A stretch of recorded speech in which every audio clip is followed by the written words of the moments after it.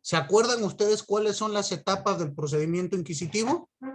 Inicio, instrucción, deliberación para el fallo, sentencia y ejecución de sentencia. ¿Se acuerdan? Sí. Y vamos a empezar a explicar entonces estas etapas. La primera, la de inicio, les decía yo que se podía dar inicio a este procedimiento de dos maneras. La primera se llama delación. La delación podía ser pública o privada. Perdón. Podía ser delación firmada o delación anónima.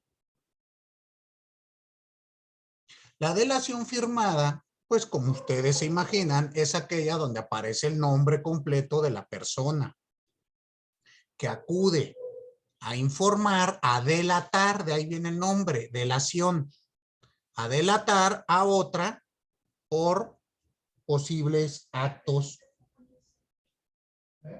que sean competencia del tribunal. ¿Queda claro? La delación anónima, pues va a ser aquella en donde no aparece el nombre de la persona que delata.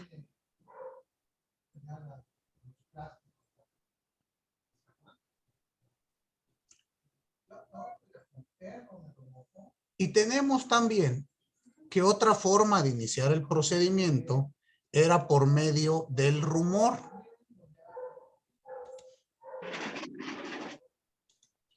El rumor se refiere a que el inquisidor, con solo escuchar una conversación de dos personas indicando algún acto que sea competencia, podía iniciar la investigación. Es decir, un simple rumor.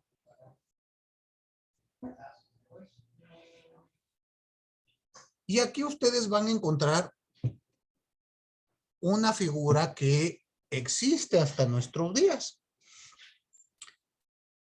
La figura de la delación anónima se ha transformado a la denuncia anónima. ¿Han escuchado ustedes que hoy en día en nuestro país se habla de denuncias anónimas? Sí, profe. De Sí, hecho, profe.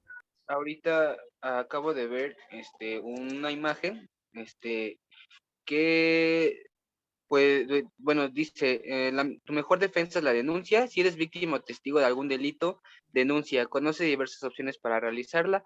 Bueno, te dicen aquí que llames al 911 y cuál sería el proceso. Y dice, comunícate, denuncia, tu denuncia puede ser anónima. ¿Ok? Y bueno, dice. Y ahí tenemos entonces esta figura.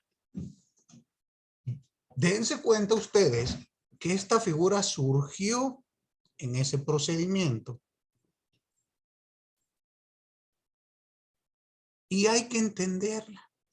La denuncia anónima vuelve muy difícil defenderse.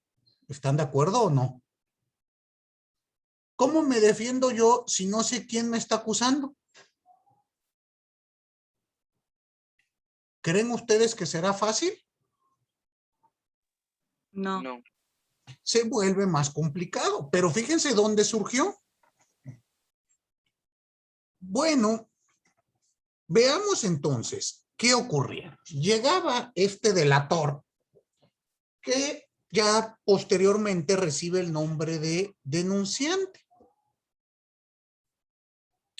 Si el denunciante era conocido, es decir, estamos hablando de la forma de la delación firmada, se iba a realizar un interrogatorio para que explicara y diera nombres, explicara y diera circunstancias de modo, tiempo y lugar, así como los nombres de las personas que estaba delatando. A esto, recuerden ustedes que otra característica del sistema inquisitivo es que era rigurosamente formal. Todo quedaba registrado, todo quedaba por escrito. Y a esta primer declaración que quedaba registrada se le va a llamar suma información. Una sumaria información.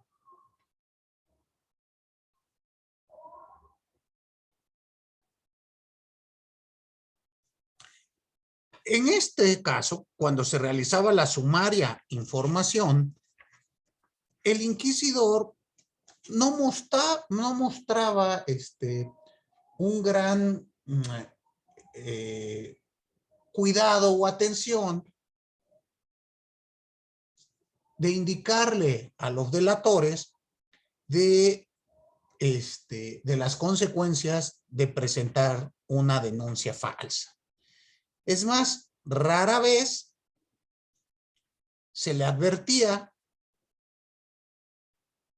de la posibilidad de ser incriminado a su vez por falsedad si resultaba probada esta falsa delación.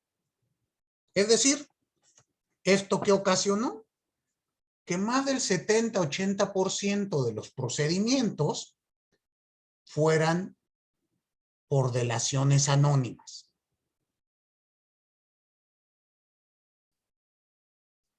¿Y ustedes creen que en algunos de esos números del 70-80% se presentaron casos donde nada más delatabas a alguien que te caía mal para que fuese agraviado con un procedimiento? Sí.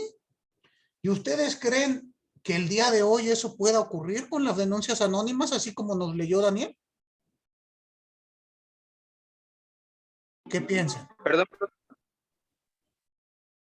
¿Sí? Dime. no, nada, perdón, es que se está trabando un poco y pensé que me hablaba a mí, disculpe. Ah, ¿se está trabando mi audio? No, el mío, perdón. Ya. No, decía que así como tú nos comentaste que viste un anuncio donde indica que tu denuncia puede ser anónima, les pregunto, ¿se podrá dar el caso el día de hoy en que yo vaya a presentar una denuncia contra alguien nada más porque me cae mal? Pues sí. ¿No? Dice Zaira que no. ¿No, Zaira? No, dije que sí. Ah, dice usted que sí. ¿Alguien Yo digo que sí, profesor. también? Hasta en internet puedes denunciar canales de YouTube, no más porque te cae mal, o en Facebook fotos. Bueno, no sé ahí en Facebook y eso, pero pensémoslo en los procedimientos. Yo en este momento puedo ir y denunciar a cualquiera de ustedes, ¿están de acuerdo? ¿O no? Y más si va a ser anónimo, ¿cómo se van a enterar que fui yo?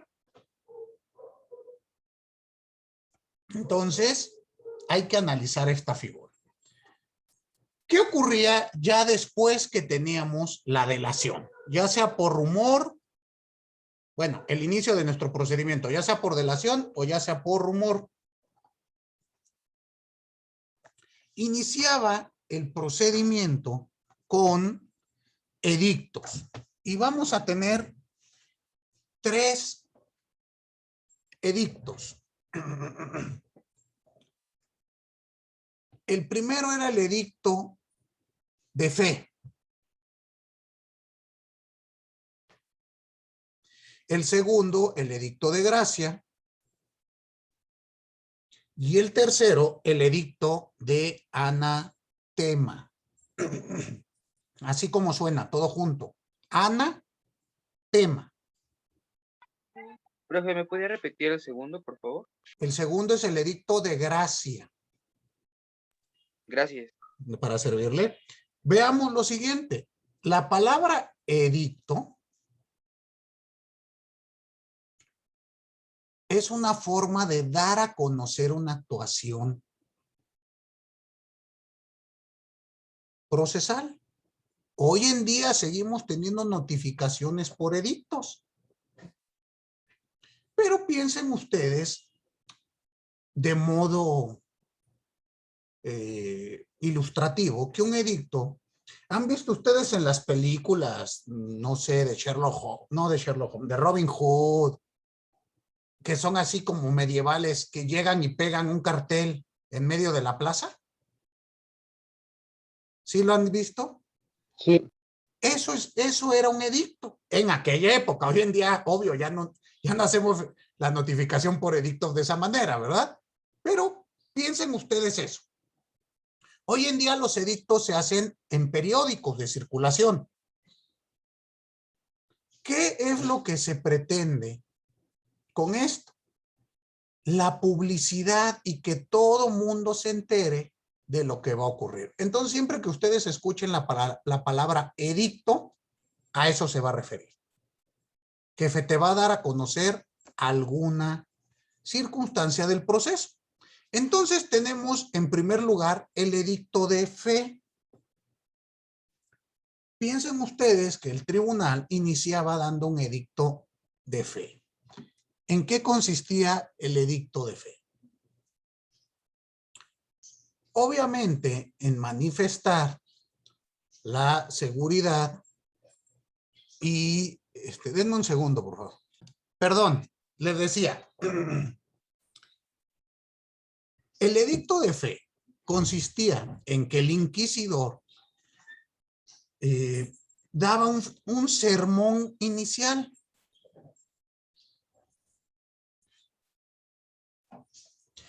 Obviamente en el sermón expresaba la fe hacia la justicia divina, en este caso en el catolicismo, hacia el Dios católico,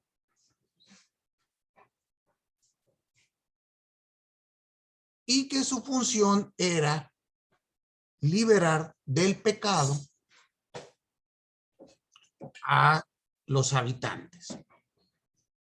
Recuerden que en este periodo el delito era asimilado a una cuestión demoníaca. Bajo la idea de que el hombre es bueno por naturaleza y es el demonio o los demonios los que lo hacen delinquir. ¿Queda claro? Entonces, primero era un sermón de fe. Contenía, pues, esta situación desde un aspecto formal religioso. Y en el mismo edicto de la fe se establecía la proclamación que contenía todos los delitos que iban a ser investigados.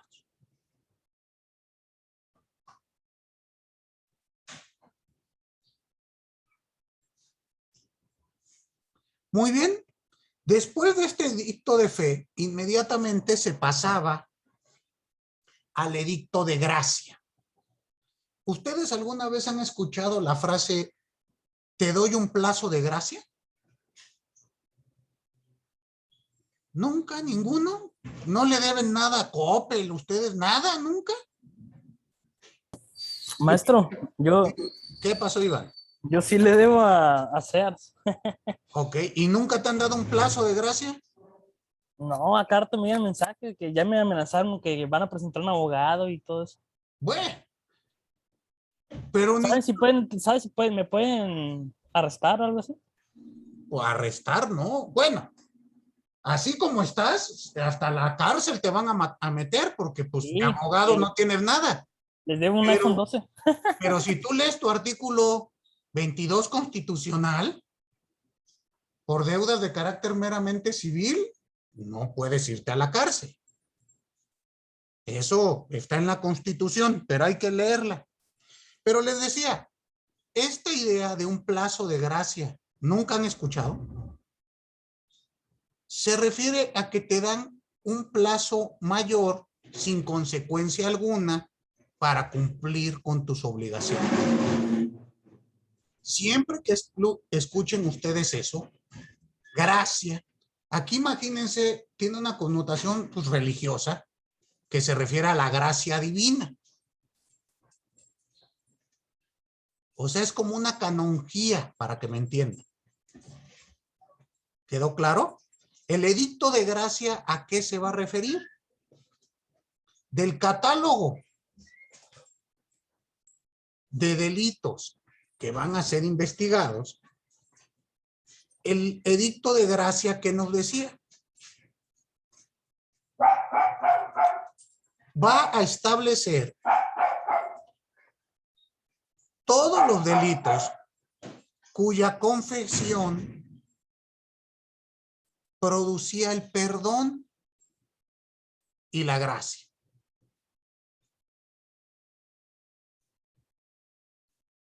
Estableciendo un periodo de 30 o 40 días durante el cual se considerasen que los herejes o aquellos que supieran de algún hereje podían hacer una confesión.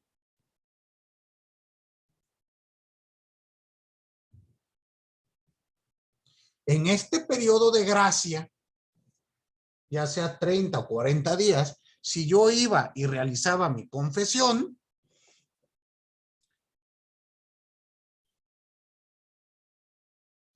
iba a ser recibido nuevamente en el seno de la iglesia.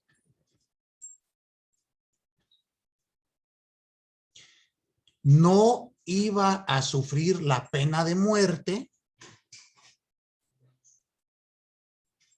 ni la cadena perpetua. Así como tampoco iban a ser confiscados los bienes de las personas que confesaban. Por eso era un periodo de gracia. ¿Se dan cuenta? No ibas a tener consecuencias.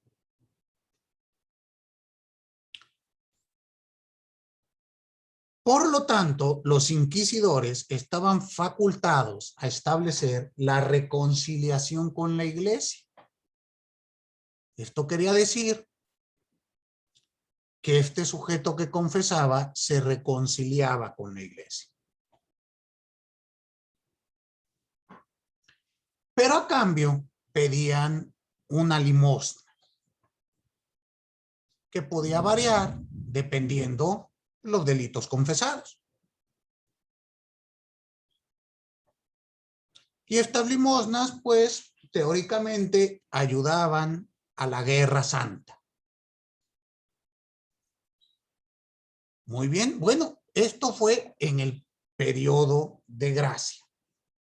Pasado el tiempo de gracia, es decir, los 30 o los 40 días, venía el edicto de anatema.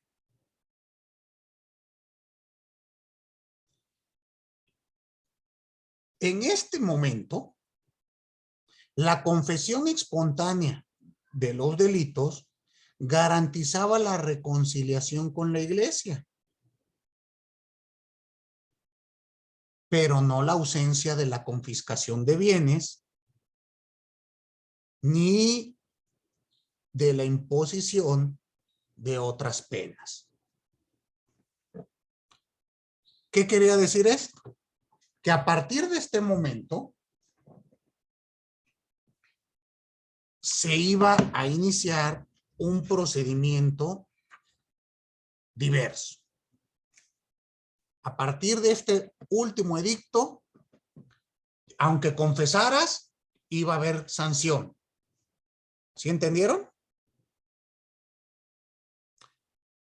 Esto de la reconciliación con la iglesia quería decir que podía ser enterrado en Tierra Santa, recibir los santos óleos, etcétera, etcétera, etcétera. Quienes no estuviesen reconciliados con la iglesia, pues, dentro de muchas de sus penas, incluso podían ser excomulgados. ¿Quedó claro? ¿Alguno de ustedes pudo ver la película que les recomendé? Yo. Usted, Luis. Y esa película, ¿usted notó cómo inició el procedimiento? ¿Inició con delación por rumor, ¿cómo inició? Pues inició con un rumor, porque la película inicia cuando el rey va como visitando pueblos, buscando la explicación sobre el sábado. Y entonces llega donde están las chicas y solamente se las lleva pues como a la cárcel y busca. Pero no era un rey. El inquisidor, ¿no? Bueno, sí, el inquisidor es que ahí le decían como su majestad en la película. Claro, claro, pero no era el rey, el rey. Ok, pero inició con un rumor. ¿Y el rumor cuál era? ¿Te acuerdas? El rumor era que las chavas eran brujas Exacto. y querían la explicación del sábado. Ok, que las señoritas eran brujas. ¿Y en qué consistía el acto de brujería?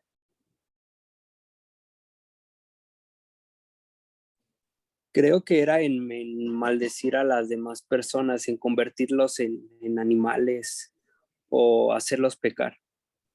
¿Qué no la acusación consistía en que las escucharon cantando una canción en lenguas extrañas y bailando bajo la luna?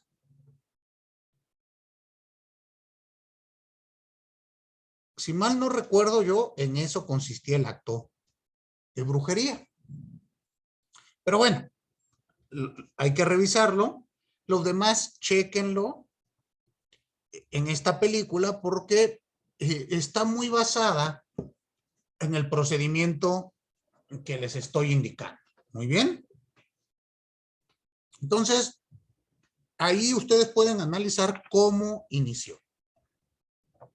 Pasemos a la siguiente etapa, que era la etapa de instrucción del sumario. Siempre que ustedes escuchen instrucción, se refiere a enseñar. Es una etapa en la que se enseña algo. En este caso, se va a hacer la búsqueda de las pruebas en contra del reo.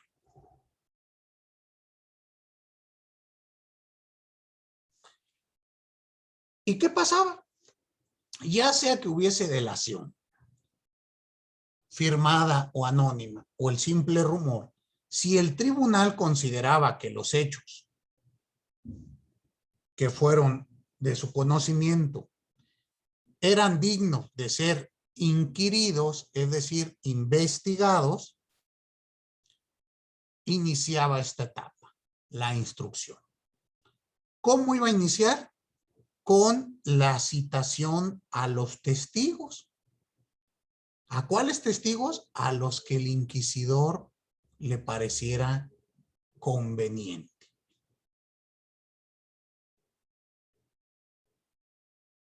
Y entonces aparece el llamado a los testigos. ¿Se acuerdan ustedes que dijimos que una característica de este sistema es el secreto? Que todo se hacía en secreto. Pues la citación al testigo iba a ser muy peculiar el carácter de secreto que se le daba. En primer lugar, a ningún testigo se le decía el motivo por el cual estaba siendo llamado. Únicamente le decían, usted se tiene que presentar aquí tal día y si no viene, vamos por usted. Pero no sabía si iba como testigo, como acusado, como nada. ¿Estamos?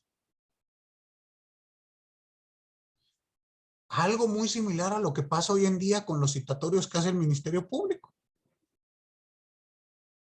Donde nada más te dicen, lo cito para que venga tal día, tal hora, para realizar una diligencia de carácter ministerial. Y no te dicen ¿En qué consiste? ¿Qué es? Nada. Entonces, fíjense que no nos hemos alejado tanto de esto. Y al mismo tiempo se le decía al testigo, antes de abandonar la sede del tribunal, del Santo Oficio, que tenía expresamente prohibido revelar qué había pasado adentro del tribunal e incluso decir que había sido citado.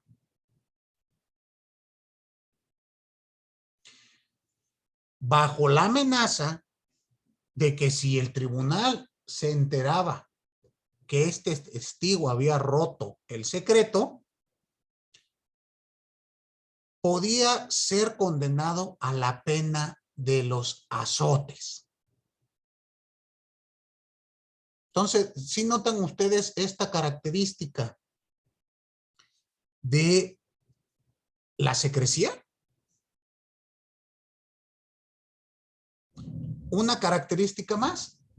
Al acusado tampoco se le decía quién lo delataba. Aunque hubiese delación firmada, al acusado nunca le van a decir, nunca va a conocer quién es el que lo está delatando. Y esto lo hacían con el pretexto de evitar que pudiera sobrevenirle cualquier venganza a este testigo, a este delator. Y de este modo quedó institucionalizado el testimonio secreto.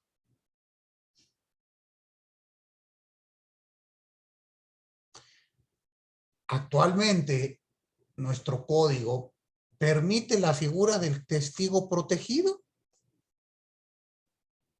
Y es un testigo del cual el acusado no sabrá su nombre, sino únicamente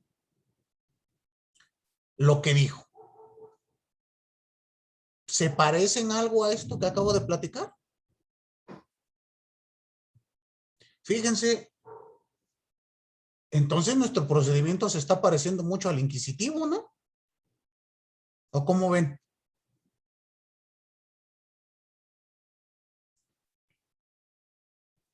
Veamos qué pasaba después.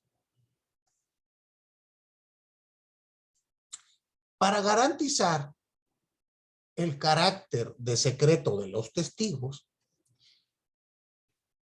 el inquisidor podía hacerse valer de pequeñas argucias, de pequeñas mañas, para que el reo no supiera o se confundiera y no pudiera identificar a los testigos. Para ello mezclaba testimonios, cambiaba las fechas, daba la atribución de un testigo al otro, con la finalidad de que no pudiera identificar el reo quién era el que declaraba en su contra.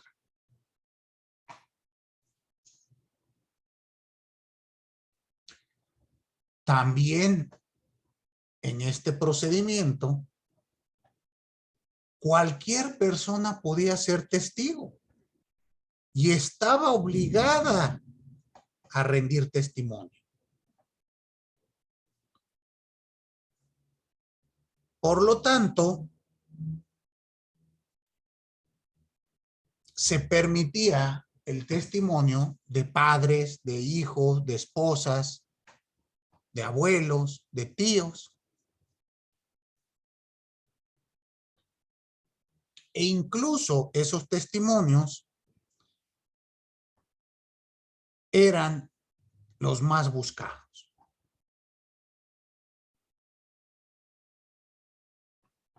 La justificación fue que los actos de herejía se realizan normalmente al interior o en la intimidad del hogar. ¿Y quién mejor que otro miembro de ese hogar para decirnos qué pasó adentro?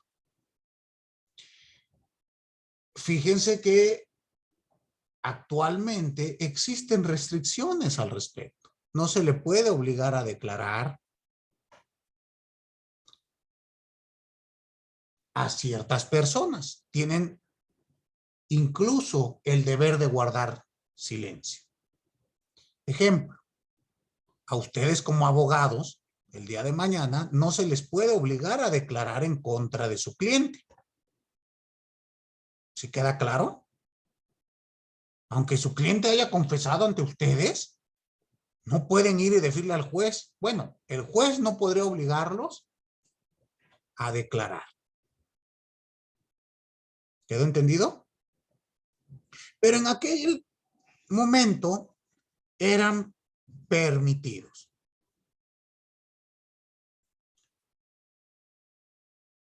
¿Cómo se realizaba estos interrogatorios?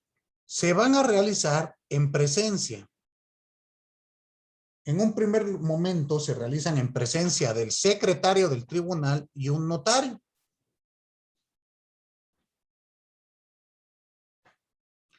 Donde se les tomaba juramento para decir verdad a los testigos frente a la cruz.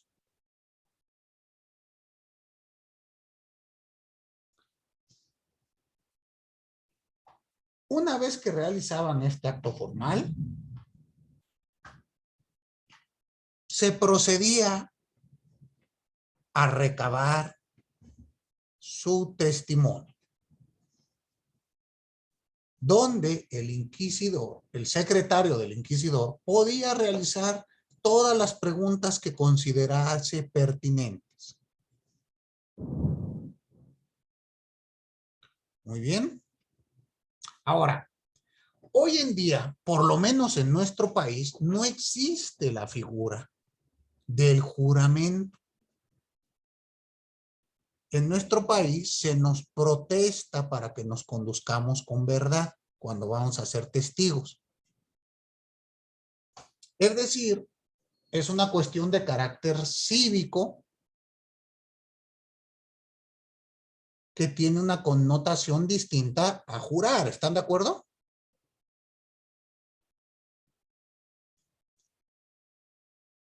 En nuestro país, a mí, donde me ha tocado ver es en el Estado de México.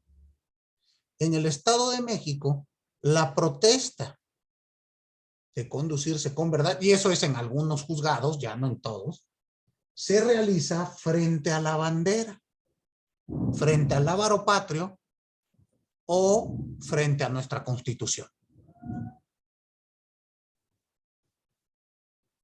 Antes de declarar, te piden tu protesta frente a la Constitución o al lábaro patrio. Muy bien. En otros países, bueno, ustedes han visto que en países como en Estados Unidos, pues se les hace jurar sobre la Biblia.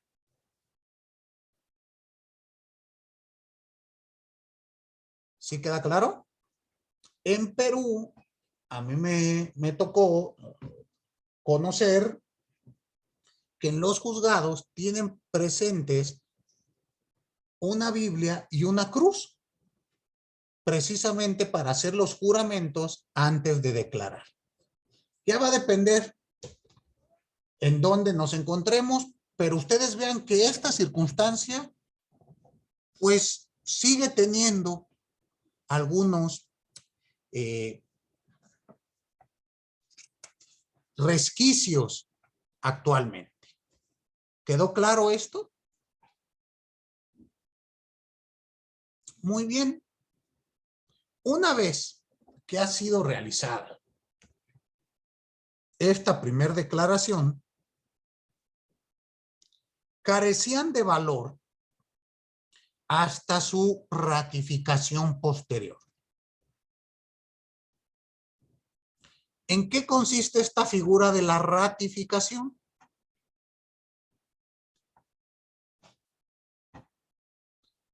La ratificación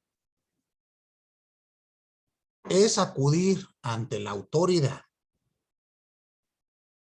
y señalarle que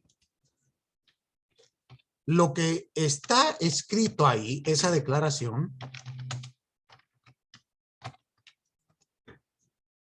fue realizada por este sujeto, por el testigo, que la misma es verdadera y que debe prevalecer.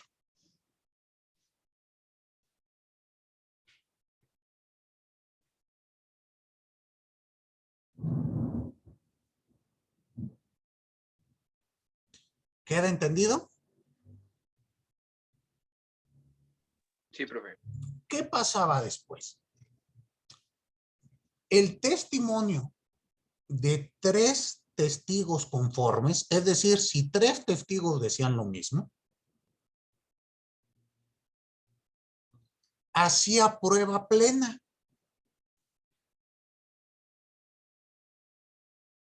Y cuando esto ocurría,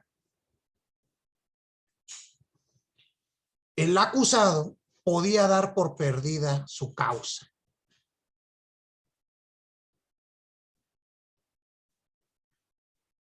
Es decir, prácticamente iba a ser condenado. Y aquí viene otra característica del sistema inquisitivo. Tiene un sistema de valoración de prueba tasada. Es decir, la propia ley nos va a decir cuánto vale una cosa, cuánto vale la otra. En este caso, ustedes han escuchado, 3 testigos conformes hacen prueba plena.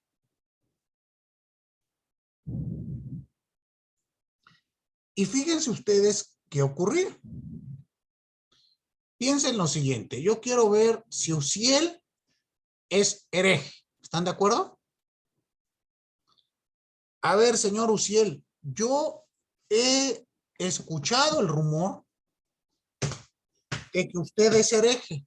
¿Eso es cierto o es falso? No, es falso, ¿cómo creen? Es Yo falso. no. Muy bien. A ver, recuerden que yo soy inquisidor, ¿verdad? Entonces puedo ir y preguntar. Señorita Mayela, también escuché el rumor que usted estaba presente cuando Uziel hacía actos de herejía. Le voy a hacer unas preguntas. Nada más que póngame atención. Si yo sospecho de lo que usted me va a contestar, la voy a mandar al mismo calabozo con Uziel. Pero si veo que lo que me está diciendo es verdad, puede que incluso, bueno, no la voy a castigar, o su castigo será leve, y puede que incluso le toque parte de los bienes que le voy a confiscar a Uziel. Ya advertida, le pregunto, Mayela, ¿Uziel es hereje? Sí, profe. Ok. Eduardo, te voy a hacer exactamente la misma pregunta con las mismas advertencias. ¿Uziel es hereje, sí o no? Sí, sí, será que. Cintia, lo mismo. ¿Uziel es hereje? Sí, Tengo aquí 3 testigos conformes. Y ustedes me van a decir, maestro, pero si previamente les hizo una amenaza de un daño, pues así era el procedimiento. Ante estos 3 testigos conformes, Uziel puede hacer poco o casi nada. ¿Estamos? Veamos qué ocurría después y por qué se llama esto un sistema legal o tasado para la valoración de las pruebas. Se llama así porque es la propia ley la que le dice al juez cuánto vale el testimonio de estos tres. ¿Quedó claro? Ya veremos que los sistemas de valoración son libre o tasado. El tasado es el que la ley establece cuánto vale algo, y el libre en donde deja a la discrecionalidad del juzgador otorgarle valor a las pruebas. En el sistema inquisitivo tendremos un sistema de valoración tasado. Acá por mi domicilio ya empezó a caer una tormenta. ¿Con ustedes es algo similar? En mi casa ya. Ya se inundó mi calle, profe. En mi casa está el sol. Ya ven que ayer estuvo terrible esto de a nuestros vecinos, bueno, vecinos hermanos de aquí del Estado de México les fue horrible, ¿no? Hay que ver cómo podemos apoyar, auxiliarlos en la medida de nuestras posibilidades, tener cuidado todos y todas, porque esto, pues parece que va a seguir toda la semana con estas lluvias tan intensas. A mí en mi clase de ayer en la tarde 2 veces se me fue la luz. Les aviso que está lloviendo no para platicar del clima, sino por se me llega a desconectar. No se salgan en lo que prendo mi laptop o algo, regreso al aula. ¿Estamos? Si no puedo por cualquier motivo, les mando mensaje al celular y ya les aviso que no continuará nuestra clase. Muy bien. Ya que tenemos los testimonios con todas las características que les he dado,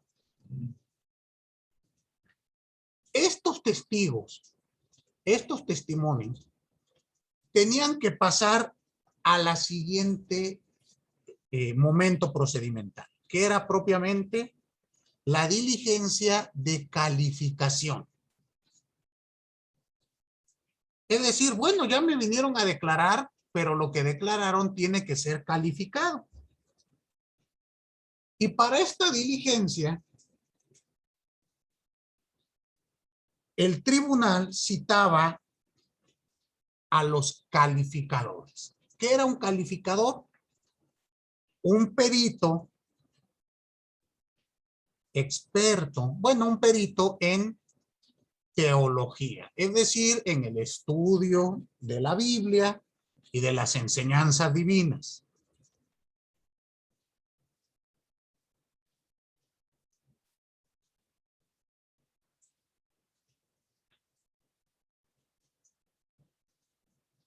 Estos peritos, ¿qué es lo que tenían que hacer? Leer los testimonios, leer en qué consistía la delación, y si detectaban la menor sospecha de herejía,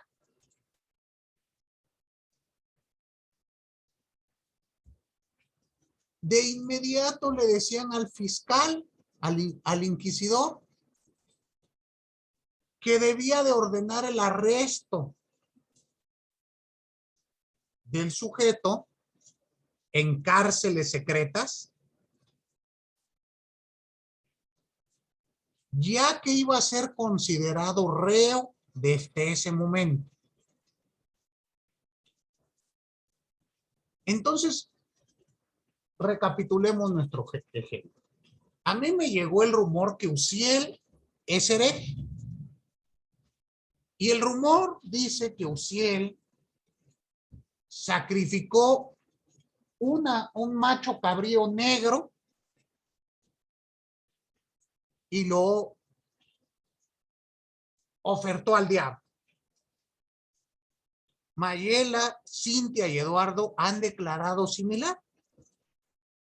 Pero hay que llamar a nuestro perito, a nuestro experto en teología. En este caso es Elizabeth. Compañera Elizabeth, de acuerdo a lo que usted ha escuchado que declaró Mayela, Cintia y Eduardo, ¿Encuentra usted sospecha de herejía por parte de Uziel? Pues sí, porque los tres están de acuerdo y los tres están diciendo lo mismo y no hay alguien que diga lo contrario. Entonces quiere decir que es verdad. Ok, pero aquí recuerde que ya no es tanto que digan lo mismo, sino tenemos que ver si el acto en sí es contrario a la Biblia, a las enseñanzas, etcétera, etcétera, etcétera. Un acto de herejía, pues es un acto de adoración al diablo. Usted encuentra con esto que acabamos de decir, sacrificar una cabra negra. ¿Encuentra que puede considerarse un rito de adoración al demonio? Sí. Muy bien. Y tenemos, reitero, la más mínima sospecha. Por lo tanto, Uziel, pues te vamos a tener que decretar una prisión preventiva. Y fíjense qué es lo que decía el tribunal. La experiencia enseña que ningún hereje confiesa estando libre. ¿Cómo ve usted? Y va a aparecer esta nueva figura, la prisión preventiva. ¿En qué consiste? En meter a la cárcel al sujeto investigado en lo que se realiza el procedimiento. La prisión preventiva era inmediata y era la regla general en el procedimiento inquisitivo. Y les platicaba. Actualmente en nuestro sistema procesal penal existe la figura de la prisión preventiva oficiosa, que es igual una cárcel automática en lo que te dictamos sentencia. ¿Se parece a esta cárcel, a esta prisión preventiva de la Inquisición? Profe, ¿me puede repetir cómo se llamaba esta cárcel? Es que se trabó. ¿Cómo se llamaba qué? El otro tipo de cárcel que es actualmente. Actualmente es prisión preventiva oficiosa y consiste en un catálogo de delitos donde te vamos a meter a la cárcel en automático sin que lo pida el Ministerio Público y sin prueba en lo que te dictamos sentencia. Les pregunto, ¿esto se parece al sistema inquisitivo? Sí, ¿verdad? Y para que se pongan contentos, lo tienen hasta en su Constitución, en el artículo 19. Además, que tienen el arraigo, que consiste en meterte a la cárcel en lo que investigamos. Entonces, tienen dos figuras donde te van a privar de tu libertad sin que haya sentencia. Se parece mucho al sistema inquisitivo, ¿no? Pero recuerden, cuando ustedes les digan, jóvenes, hoy en día en nuestro país todos los procedimientos penales son acusatorios y respetuosos de los derechos humanos, ustedes le dicen a su maestro, sí, maestro, sí, se parece mucho a lo que pasaba hace muchos siglos, pero bueno, acuérdense que aquí se cambia para que todo quede igual. ¿A poco no? Si ustedes ven un animal caminando en dos patas, que camina como pato, que nada como pato, que come como pato y hace cuac, ¿le van a llamar pato o le van a llamar perro? Perro. ¿Cómo? Un perro, pato. ¿Le va a llamar perro? Bueno, va a ser buen abogado, porque eso es lo que hacemos los abogados. Es que me dio risa el ejemplo, profe, pero le diría pato. Le diría pato, ¿no? Porque nuestro sistema acusatorio nos dicen que es acusatorio y todas las figuras que les he platicado no están vigentes hoy en día en nuestro sistema. Entonces, pues, tendríamos que replantearnos qué tan acusatorio es. ¿Querías comentar algo, Daniel? No, profe, le iba a decir que sí hay, bueno, que sí hay similitudes ahora con lo que nos está explicando. Claro, pues, pero reitero, la idea es analizar, dense cuenta la importancia de estudiar las características del sistema, porque si no, nada más les van a decir a ustedes, antes teníamos el sistema inquisitorio y ahora ya tenemos un sistema acusatorio. Ah, bueno, ¿y qué cambiamos? Pues le cambiamos el título al código, pero todo lo demás es, por eso, todo quiere, maestro. En una de esas va a querer que le respetemos la presunción de inocencia. Pues no, cárcel. Aquí usted está dentro de la cárcel, pero lo presumimos inocente. ¿Se dan cuenta? A mí me parece muy inquisitivo. ¿Cómo eran las cárceles en este proceso? En el proceso de la Inquisición. Existían 3 tipos de cárceles. Cárceles públicas, cárceles medias y cárceles secretas. Vamos a ver en qué consistía cada una de ellas.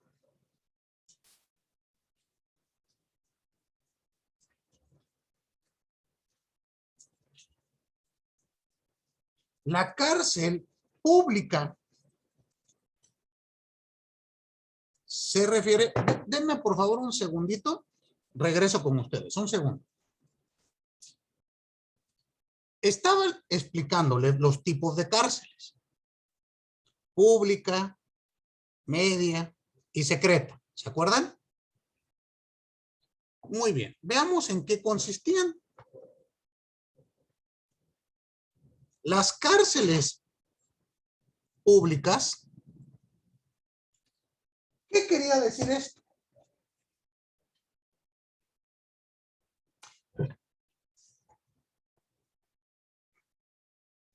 Que en este tipo de cárceles estaban destinadas para delitos que no tenían nada que ver con materia de fe. ¿Cómo podría ser el contrabando?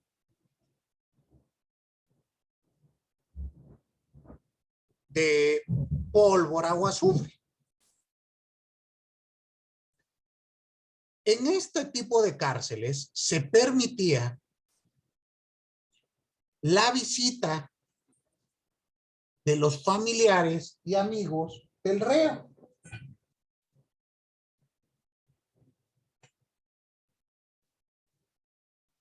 Así como también de sus propios alimentos. Aquí el reo podía tener su propio alimento y sus propios ayudantes, su propia servidumbre.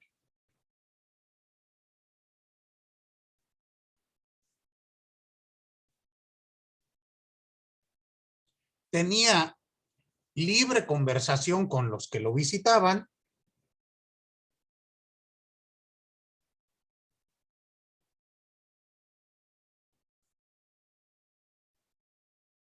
Y como les decía, eran centros donde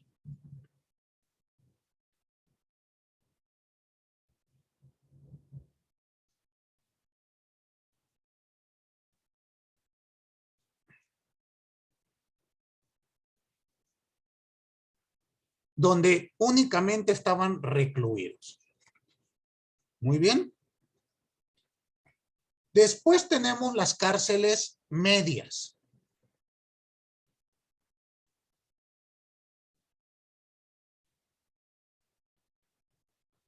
La cárcel media eran centros de reclusión únicamente para ministros y dependientes del Santo Oficio.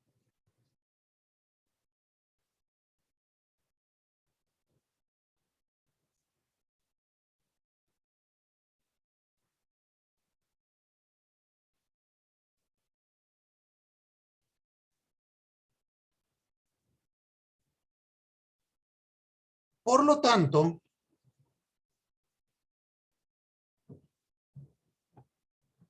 aquí cambiaban las características. En este tipo de cárceles también se permitía la comunicación exterior del preso.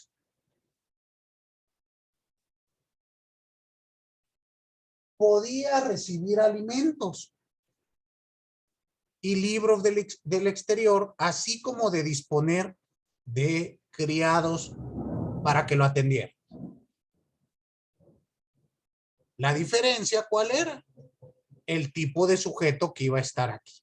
Como ustedes ya han escuchado, serán ministros y dependientes del Santo Oficio.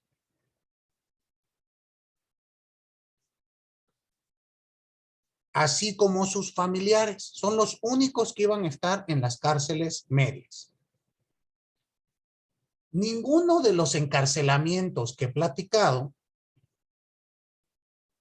provocaba, en principio, alguna situación que pudiera considerársele como infame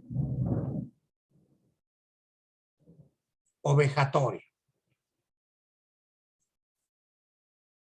para la familia del reo. Ni atribuía sobre el reo la sospecha pública de haber cometido un delito.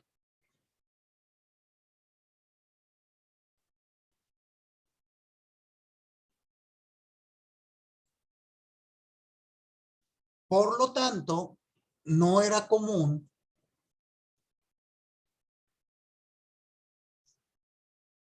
que al estar en alguna de estas cárceles se confiscaran bienes,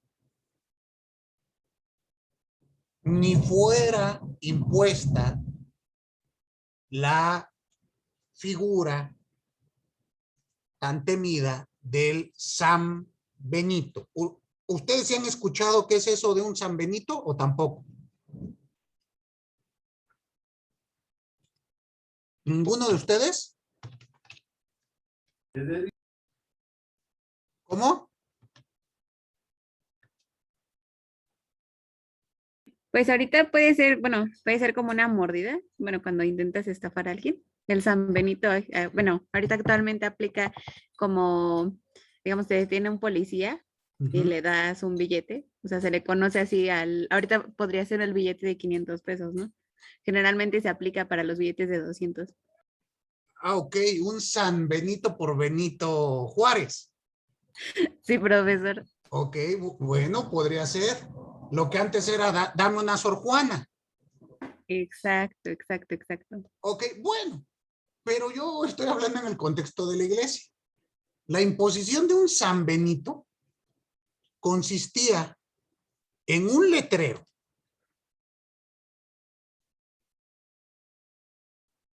que se colgaba en las iglesias con el nombre y la pena de las personas castigadas por la Inquisición. Es decir, se establecía una marca para que todo mundo supiera que habías cometido una infracción. Y por lo tanto, podías ser vilipendiado por cualquier persona. ¿Alguno de ustedes conoce la novela o vio la película La Letra Escarlata? ¿Qué ven ustedes? Aparte de videos de Yuya. ¿No saben qué es la letra ¿Cómo escarlata? ser buen estudiante de Derecho, profe? Ah, claro, sí, lo primero que ven ustedes. La letra escarlata se refería a que tenías que llevar bordada en una letra, con hilo rojo, en tus ropas, el delito que habías cometido, para que todo mundo supiera qué delito eras culpable. Un San Benito es eso. Imagínense ustedes el escarnio público, el ataque, una condena a un San Benito se podía traducir incluso en la ruina de una familia. Se perdía lo que se conocía en aquel entonces como la fama pública o el buen apellido. ¿Sí queda claro? Entonces era esto muy, muy temido. Pero en estos dos casos, cárceles públicas, cárceles medias, era muy raro que esto ocurriera. Pero pasemos a las cárceles secretas. Aquí cambia todo. Las cárceles secretas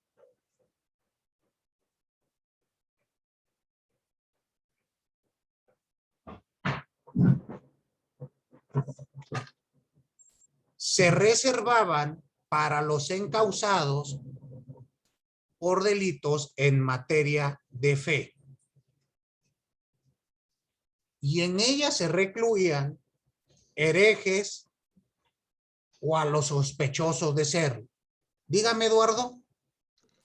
Sí, para las primeras cárceles eran delitos de contrabando. Para las segundas cárceles, ¿qué tenían que cometer para que fueran encarcelados? Cualquier delito, menos delitos contra la fe. Okay. Pero quienes lo tenían que cometer eran ministros. Los del Santo Oficio. Exactamente. Okay, gracias. Pero que no fuesen delitos contra la fe. ¿Estamos? Cualquier otro. Dígame, Fernanda. ¿Podría repetir, por favor, lo de otra vez las cárceles secretas, lo primero que dijo? Claro, las cárceles secretas estaban reservadas para aquellos que cometían delitos en materia de fe. Y por lo tanto, ahí estaban encarcelados herejes o sospechosos de ser.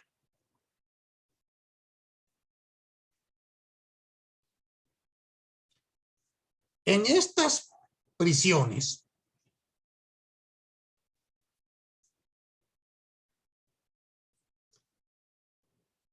todo el procedimiento era secreto.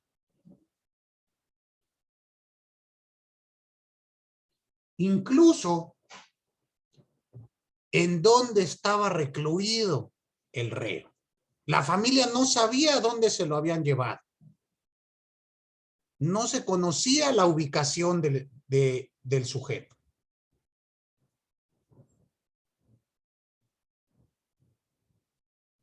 Y estas cárceles en las salas de audiencias o en las cámaras de audiencias estaban preparadas con instrumental apropiado para poner en cuestión de tortura, que es el procedimiento que ustedes se imaginan.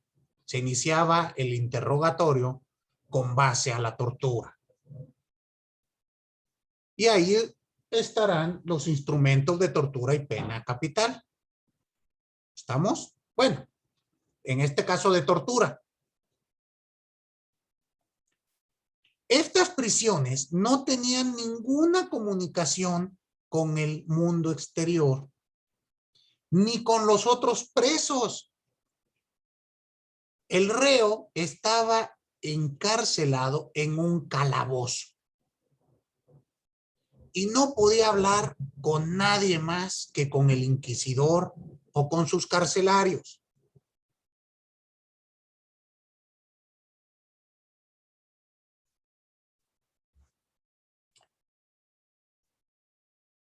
Cuando acontecía este tipo de encarcelamientos, iban acompañados de la confiscación de bienes.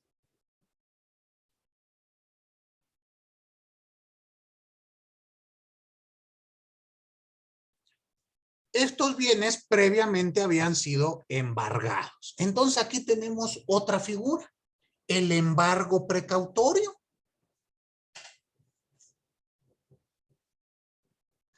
Entonces imagínense ustedes lo siguiente. Uciel, ¿se acuerda que le dije que usted es sospechoso de herejía? Sí, profe. ¿Qué cárcel le va a tocar? La secreta. Pero Cárcel. quisiera, pues, la pública, ¿no? Pues quisieras, pero te tocó secreta. Lo primero que voy a hacer es meterlo a la cárcel. Le voy a embargar sus bienes.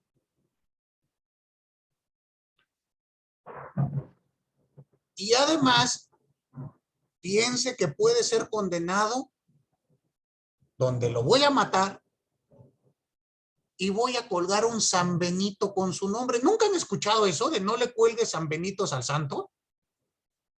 No, profe. Híjole, pero qué barbaridad. Pues no sé, entonces, no me cuelgues San Benitos, no me cuelgues milagritos. ¿Nunca han escuchado nada de eso? Con vitamina. No, profe. ¿Con qué, Mayela? No, profe. ¿Nunca se han parado en una iglesia y han visto un santo? Sí. Voy a misa, profe. ¿Y no han visto que le cuelgan milagritos? Sí. ¿Sí lo ha visto usted, Zaira?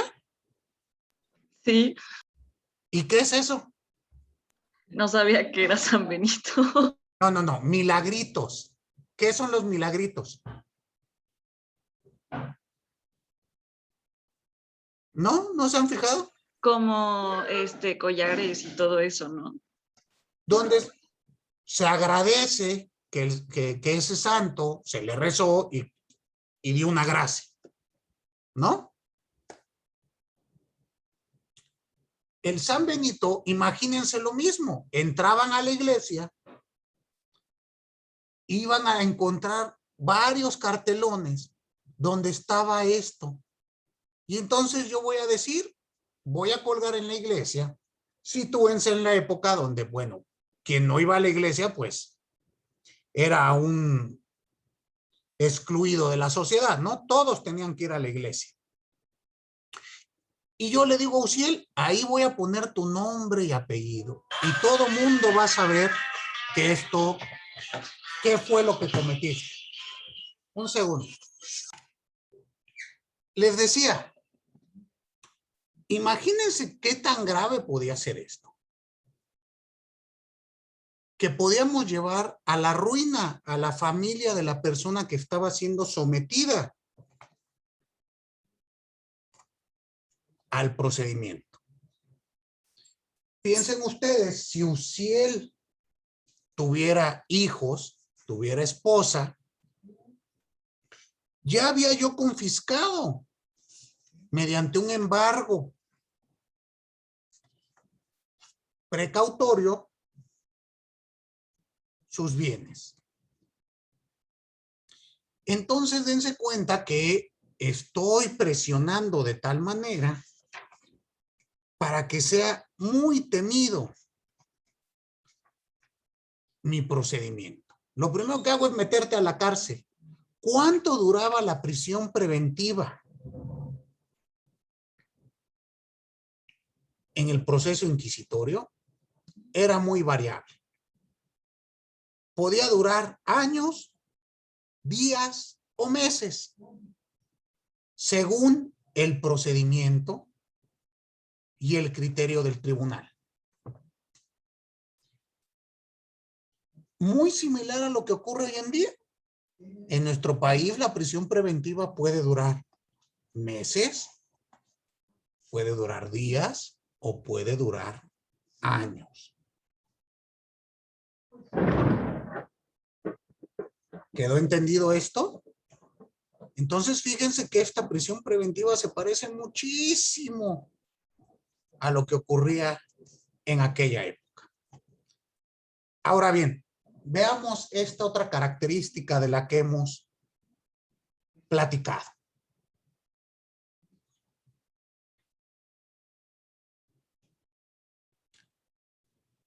El secuestro de los bienes. Toda detención llevaba invariablemente acompañada el secuestro de bienes del preso.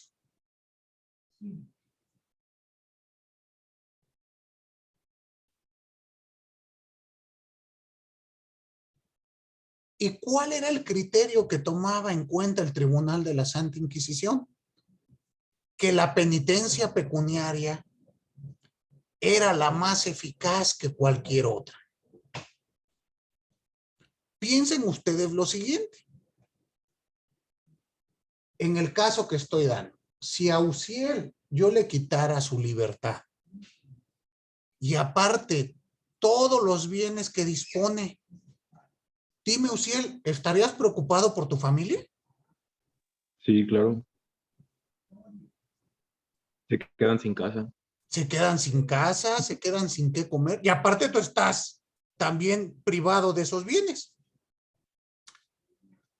¿Ustedes han escuchado que en el actual procedimiento penal te embargan tus bienes, tus cuentas bancarias en lo que investigan? ¿Lo han escuchado o no? Nunca. Díganme, maestro, yo vivo en un país hermoso. No venga usted a decirnos Dinamarca, Suiza. Todo lo que usted me está diciendo son cosas que no aplican en mi país. Bueno, síganlo viendo como historia. Espero nunca tengan que vivir el procedimiento de cerca. Pero ¿no han escuchado que la unidad de inteligencia financiera embargó cuentas de tal o cual personaje? Tú sí lo has escuchado, Uziel. ¿Recuerdas algún caso en la televisión o algo? Sí, pero era de un narcotraficante. De Que se los embargaron.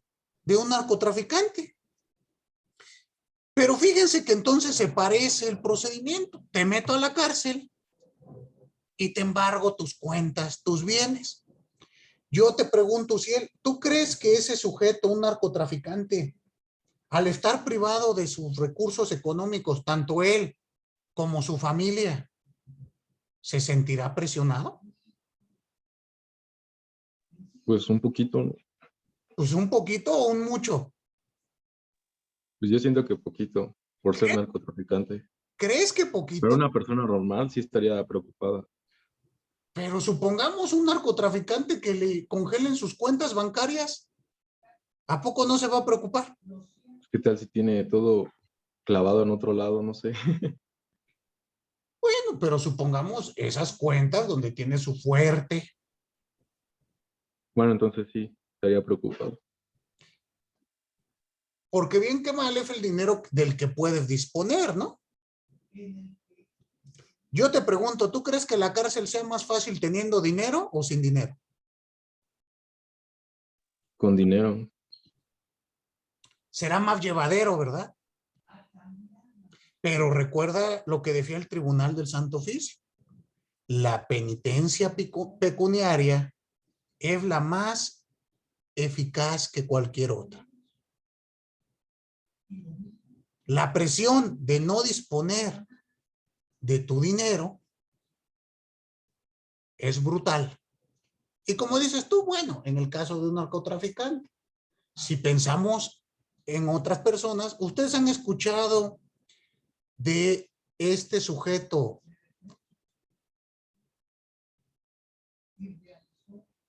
el que vendió la planta de agronigerados a Pemex.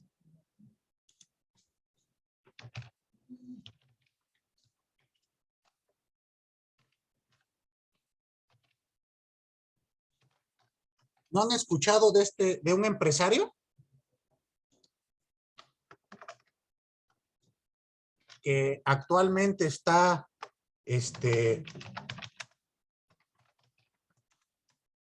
sujeto a un proceso?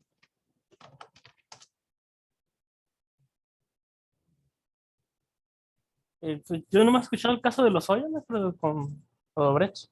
De Lozoya es uno, pero recuerden que Lozoya está teniendo un trato de testigo colaborador. ¿No recuerdan ustedes la venta de la planta de agronitrogenados del señor Alfonso Ancira, un empresario? Recientemente estuvo privado de su libertad. ¿No escucharon? Ustedes no ven noticias, ¿verdad? Por lo que noto. Sí, yo sí, profe, pero bueno, no. Yo también. No me acordaba de ese caso. ¿No recuerdan? Pues si hace un mes celebró un acuerdo resarcitorio. Bueno, ¿qué pasó con este señor? Como dice Uciel, pues no es un narcotraficante, pero tampoco es un hijo de vecina. Era un empresario, o mejor dicho, es un empresario. Vendió una planta a Pemex que era una planta inservible. Supuestamente con ello ocasionó una pérdida a la nación, a la empresa Pemex, por 11,000 millones de pesos. Estuvo algún tiempo prófugo en España, se logró su aprehensión y su extradición a México y fue sometido a un procedimiento. Dentro de las medidas cautelares que lo obligaron a hacer este acuerdo, pues fue precisamente congelarle sus cuentas bancarias. Entonces, ¿ustedes se imaginan para un empresario no poder disponer de su dinero? Pues está difícil. Entonces, vamos a ver otra característica más del sistema inquisitivo en nuestro sistema acusatorio. ¿Sí lo están anotando? Sí, profe. ¿Qué más ocurría en aquel sistema? El Santo Oficio podía utilizar espías e informadores a los cuales se les podía abonar una comisión de lo confiscado. Entonces piensen lo siguiente. Paola, usted va a ser mi informadora. ¿Sale? Para ello quiero que sea, no le vamos a llamar espía porque suena muy feo, ¿verdad?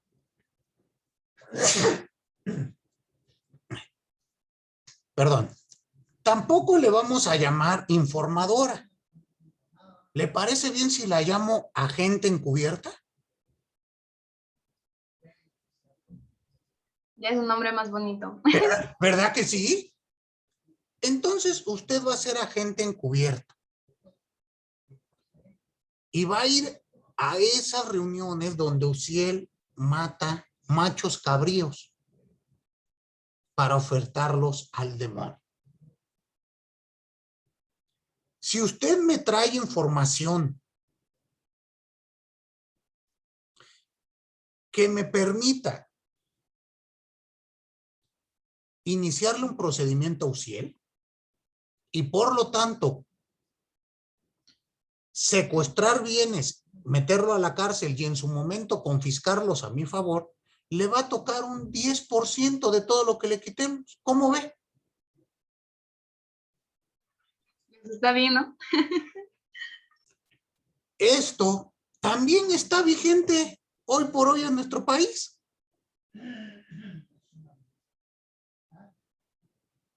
¿Se dan cuenta que este recorrido histórico sirve para que ustedes vayan encontrando estas similitudes?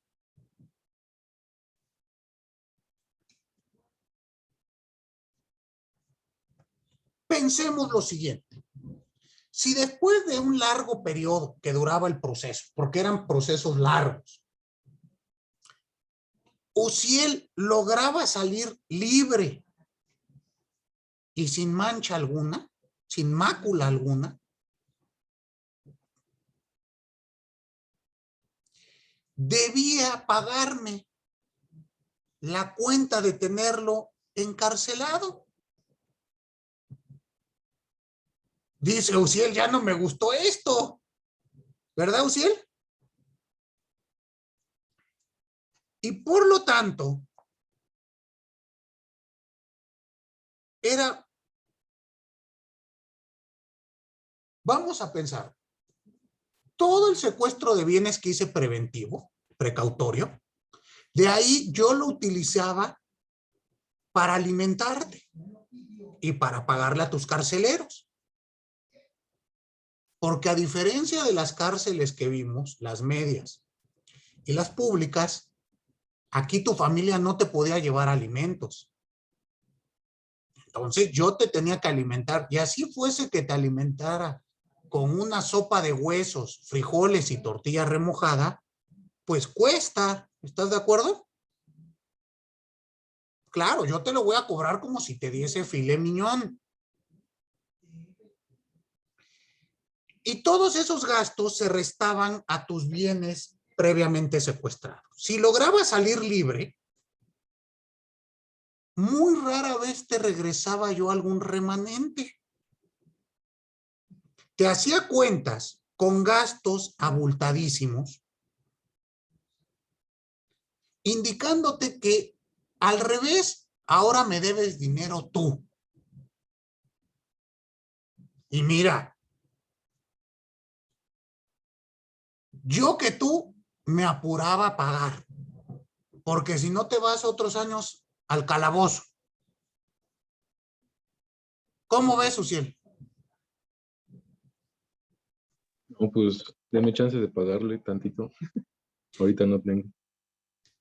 ¿Qué ocurría? Que incluso saliendo libre y absuelto, te veías reducido a una extrema pobreza. A ti y a tu familia. Yo les pregunto, ¿hoy en día no pasa algo similar? Entonces no hemos cambiado tanto, ¿sí?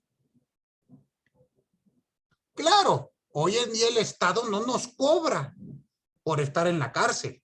No obstante, todos sabemos que es caro estar en la cárcel. ¿Están de acuerdo? Y muchas veces después de 10 años de estar en la cárcel, sales absuelto, ni un usted disculpe te dan y sales a intentar retomar tu vida.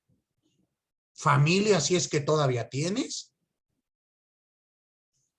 y a ver qué haces. ¿Se dan cuenta que no ha cambiado tanto?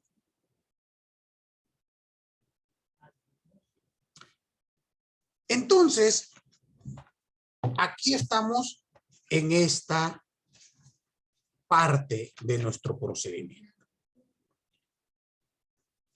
La siguiente etapa, bueno, la siguiente fase de la etapa de instrucción es las audiencias. ¿Cómo se iban a dividir las audiencias del tribunal? Se les llama audiencias o moniciones. Moniciones.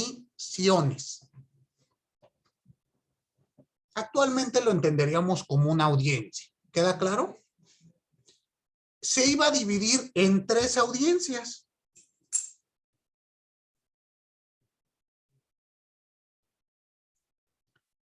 En cada una de ellas se le iba a amonestar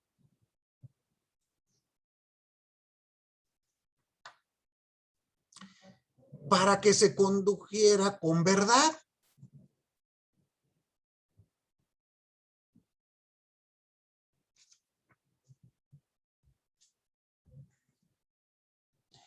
Y por lo tanto,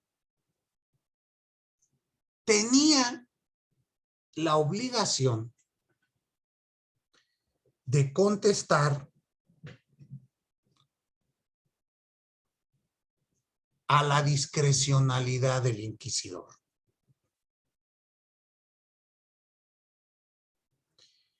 Se le preguntaba por sus generales.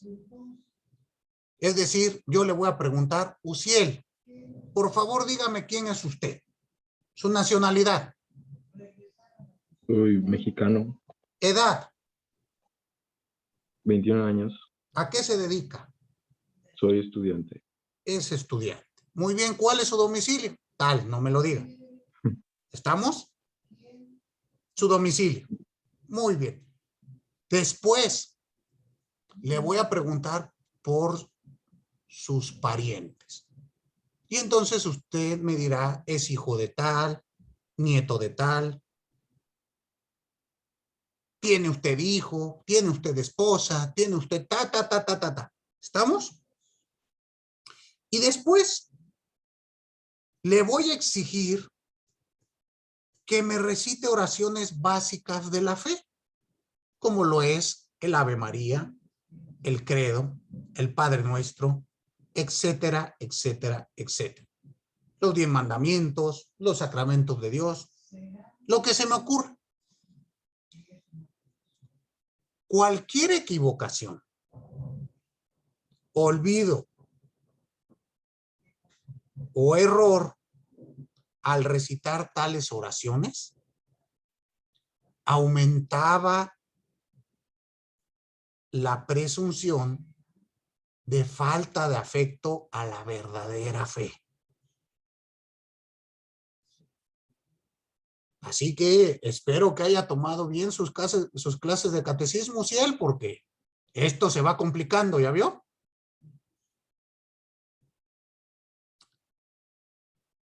Después del trámite de las moniciones y la ratificación de las declaraciones de testigos,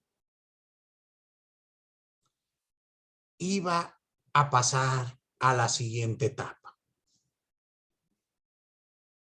La siguiente etapa, bueno, era obvio que en estas moniciones,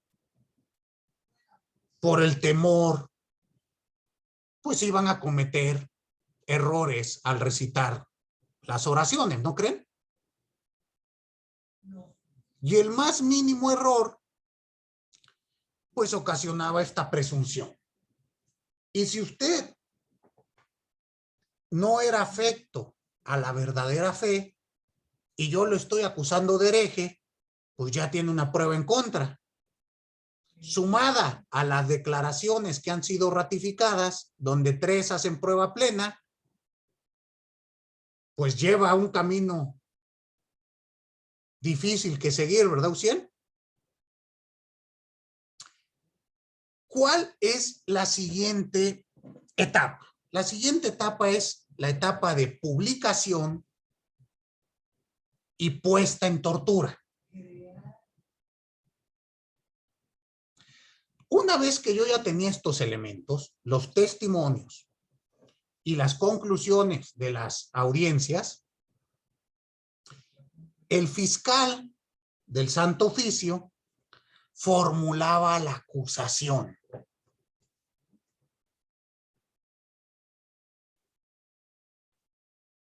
Este trámite se realizaba mediante lectura,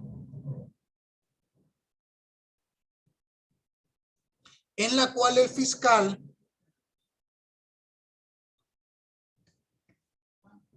leía ante el tribunal y el reo el escrito de acusación que contenía los cargos formulados. Es decir, ¿de qué se acusa? El fiscal siempre terminaba su alegato solicitando se le considerase al reo culpable.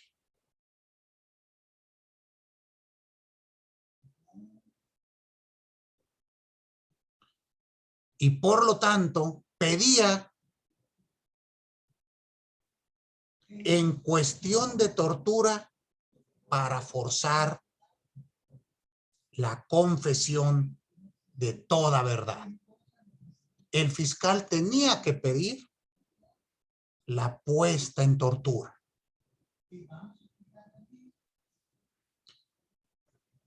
Y a partir de ello, el tribunal iba a ordenar que se iniciaran los procesos de tortura. Existieron diversos tipos de tortura. Ustedes saben, la polea, el agua, el potro. Y poco a poco se convirtieron en un sistema especializado para no permitir la muerte del reo y obligarlo a confesar.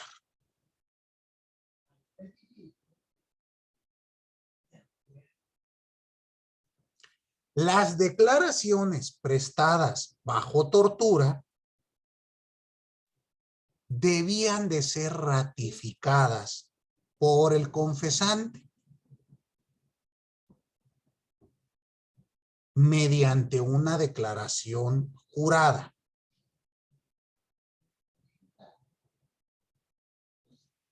Quien aguantase varias sesiones de tortura sin confesar nada,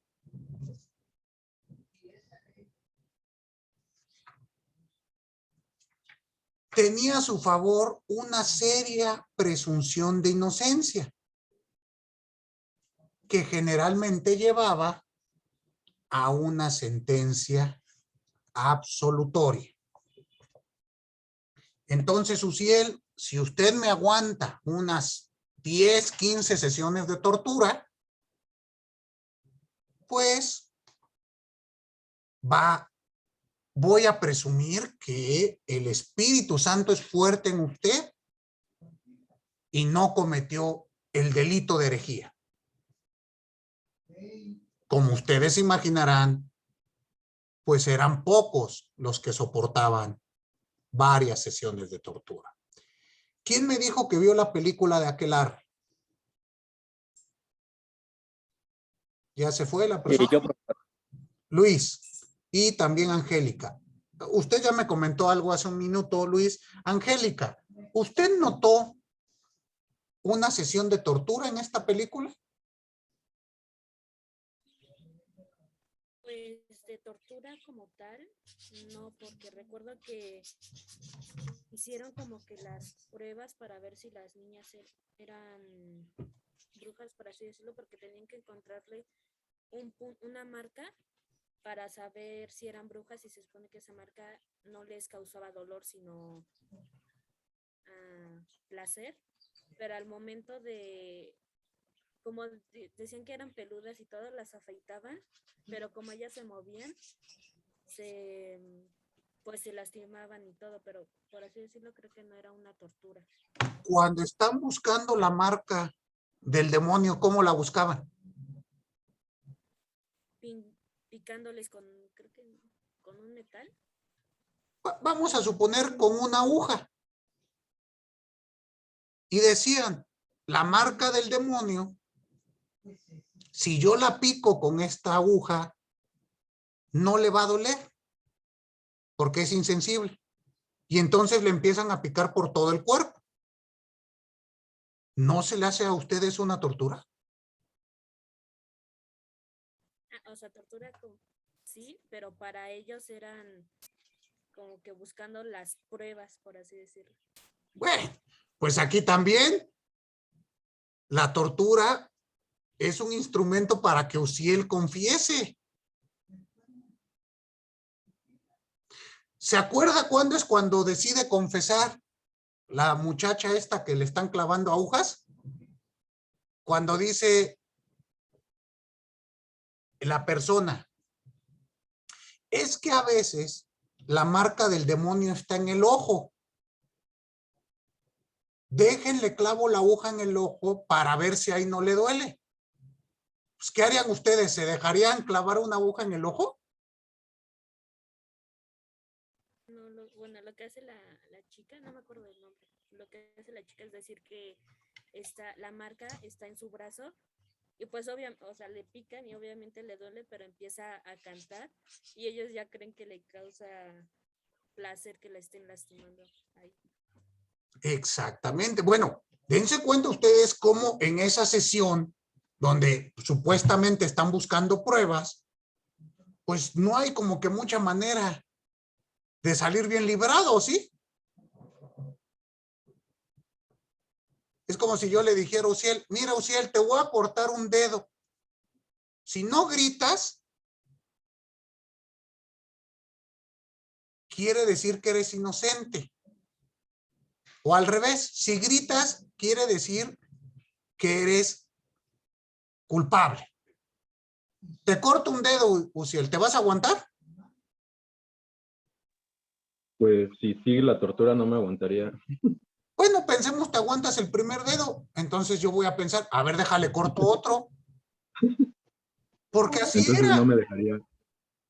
Así era el tema. A esto se le conoce como un periodo de prueba diabólica o prueba bárbara. No hay como que un modo de salir bien librado de la misma. Les comentaba yo que un ejemplo es cómo representan las pruebas en las películas para las brujas. Ya ven que les amarran a las mujeres una piedra muy pesada al cuello y las avientan a un río. Y la prueba consiste en que si eres bruja, pues vas a salir volando o vas a utilizar tus poderes para liberarte de esto. Y si no eres bruja, pues te vas a ahogar y te vas a morir. Y tu espíritu se irá con Dios. Pues creo que de ninguna de las dos opciones salgo bien librado, ¿o sí? Bueno, pues en este momento lo que estamos platicando se refiere a esta etapa del procedimiento.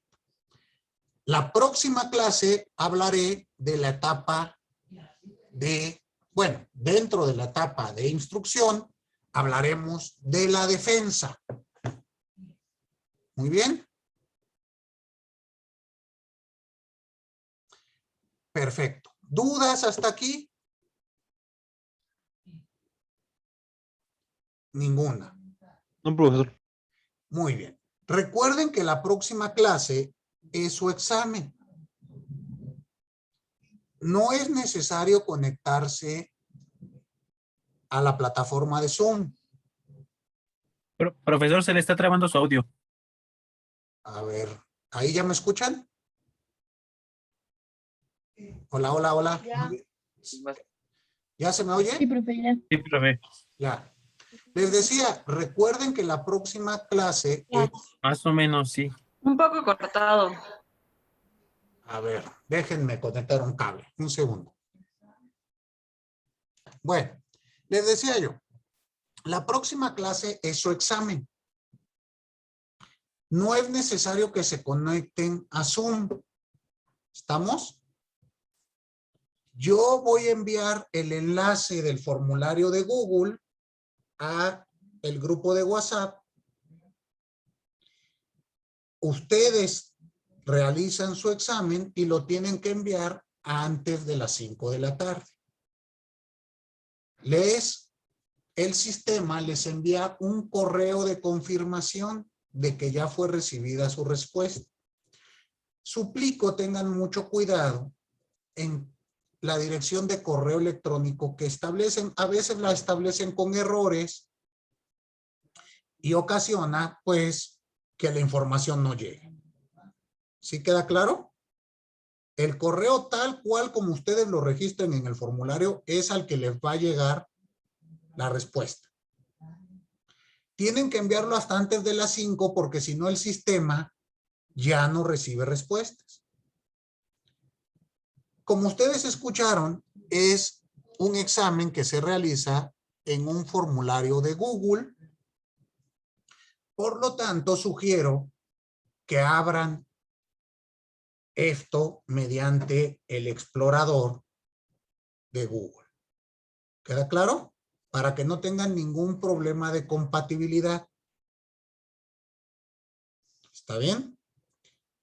Suplico que lo contesten en una computadora de escritorio o en una laptop. Hay ocasiones que en los celulares o en las tablets a veces hay problemas.